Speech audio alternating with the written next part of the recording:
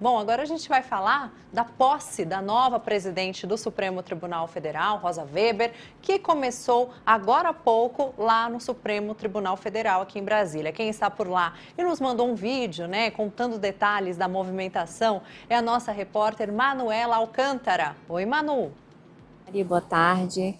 A ministra Rosa Weber acabou de tomar posse aqui no STF como nova presidente. Ela assume no lugar do ex-presidente, ministro Luiz Fux, que ficou aí no cargo durante os 2 últimos anos.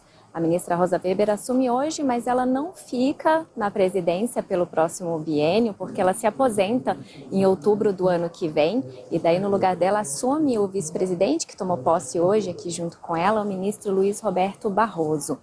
Nesse meio período, aí até outubro do ano que vem, Rosa Weber fica na presidência como representante das mulheres no Poder Judiciário. Ela é a terceira mulher que assume o cargo aqui no STF.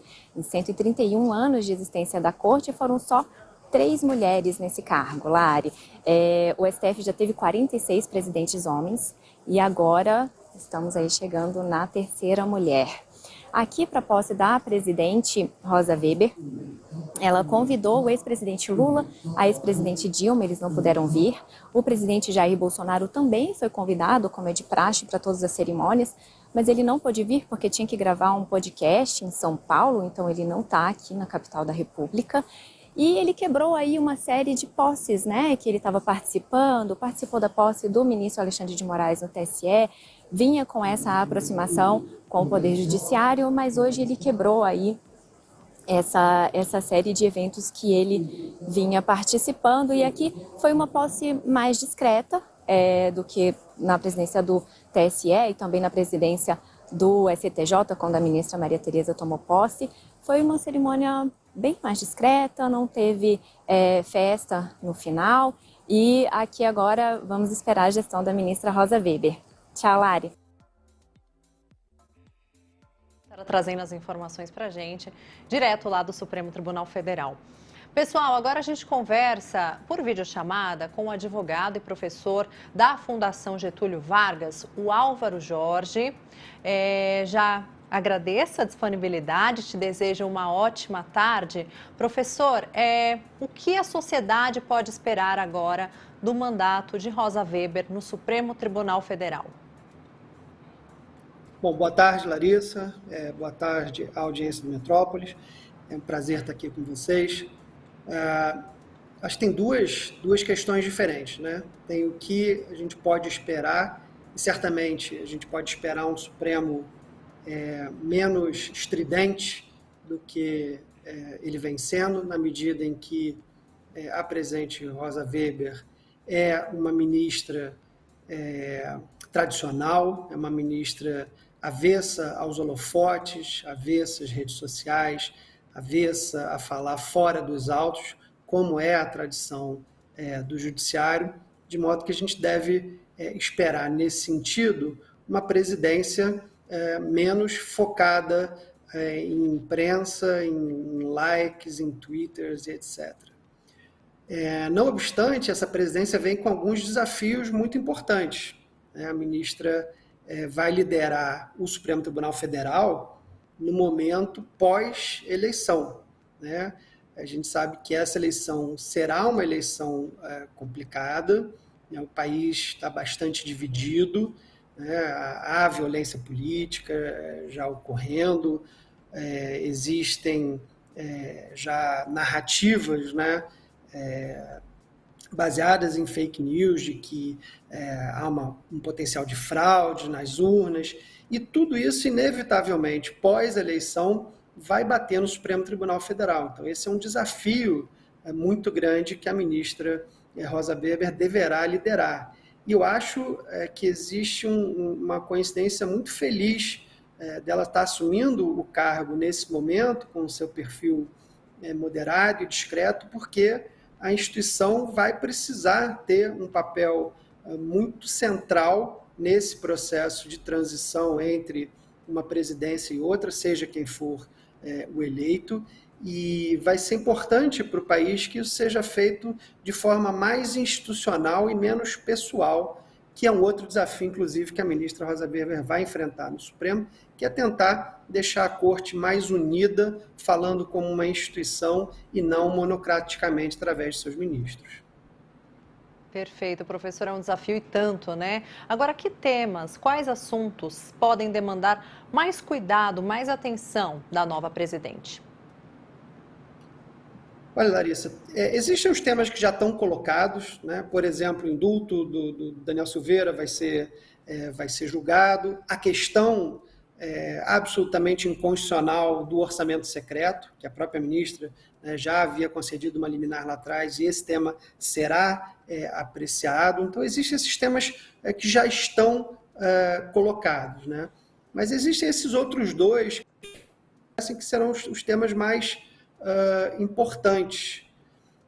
Um deles é um tema que a gente não consegue antecipar exatamente o que vai acontecer, são os temas que vão decorrer, né, do processo eleitoral, de eventuais discussões sobre o processo eleitoral, né? Se a gente lembrar, por exemplo, o que aconteceu nos Estados Unidos, na disputa entre o George Bush e o Gore, a eleição acabou sendo decidida pela Suprema Corte nos Estados Unidos, né? E não é impossível que essa seja uma questão que venha a ser trazida, né, ao Supremo Tribunal Federal. Portanto, esse é um lado da questão muito importante que o Supremo vai precisar se colocar. E, de outro lado, também, acho que é um resgate institucional importante, né? Nós temos acompanhado, inclusive na opinião pública, os posicionamentos monocráticos dos ministros, né? Uma decisão que sai de um ministro, uma decisão liminar de outro ministro, e existe, às vezes, um clima de final de campeonato, né? De Fla-Flu, de Corinthians e São Paulo, em que se é o ministro tal que deu a decisão é porque ele é mais ligado ao ex-presidente Lula, à presidente Dilma, se é outro ministro é porque ele é mais ligado ao presidente Bolsonaro. E nós precisamos resgatar o papel da Suprema Corte como um papel da instituição e não individualmente de cada um dos ministros. Eu acho que esse é um desafio que, pela personalidade da ministra Rosa Weber, pela forma como ela direciona, né, a sua posição na interlocução com seus pares, na interlocução com a imprensa e assim por diante, pode ser uma liderança que vai ajudar a resgatar o Supremo como instituição e não como uma soma de ministros individuais. Sim, ótima reflexão, professor. Agora, o fato de Rosa Weber ser apenas a terceira mulher a presidir a corte, né? A nossa repórter Manuela Alcântara falou, em 131 anos de existência da corte, Rosa Weber é a terceira mulher. A que o senhor atribui essa diferença? Olha, Larissa, essa pergunta é muito interessante. Eu escrevi um livro sobre a forma de escolha dos ministros do Supremo há um tempo, que chama Supremo Interesse, e nesse livro eu analisei as sabatinas, né, aquele momento em que o Senado discute os nomes dos candidatos a ministros do Supremo, das pessoas que são indicadas pelo presidente para o Supremo Tribunal Federal.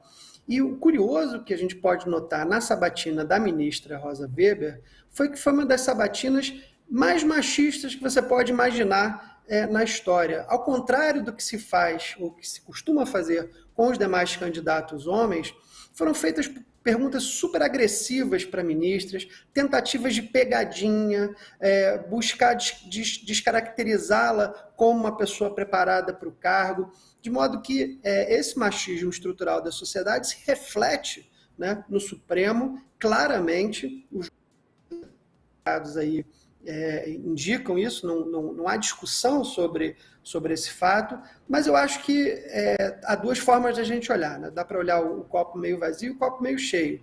A verdade é que até a Constituição de 88 nós não tínhamos mulheres na Suprema Corte, e agora nós já estamos na terceira, e a gente espera que esse seja um caminho natural, normal, e que demonstre que o Brasil está andando para frente e não andando para trás.